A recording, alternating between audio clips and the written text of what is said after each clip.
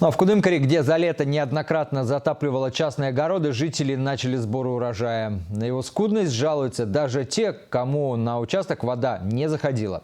Все-таки погода взяла свое. Дмитрий Буланов сокрушался вместе с хозяевами. Вот такая вот картошка.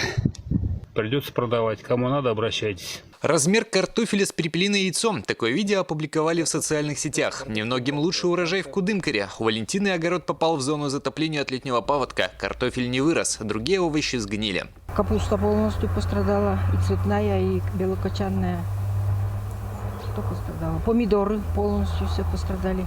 Из запланированного собрать смогли не более 10%. Урожая совершенно нет, потому что все затопило.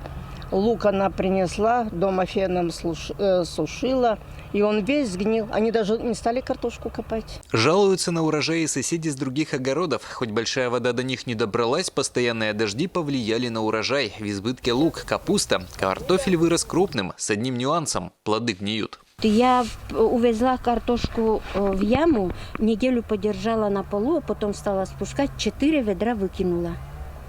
4 ведра все сгнило. В полном разгаре заготовка зерновых. Сельхозпредприятия пока тепло работают в полную силу, хотя обычно в это время большая часть работы уже была сделана. Сельхозпредприятия Куми-Пермяцкого округа продолжают уборку зерновых, которая сильно затруднена из-за того, что поля не до конца просохли и техника по-прежнему вязнет в земле. Всего по Коми-округу заготовлено кормов 71% от плана. С зерновыми культурами цифры не радуют. В среднем по округу она сейчас завершена на 13% только.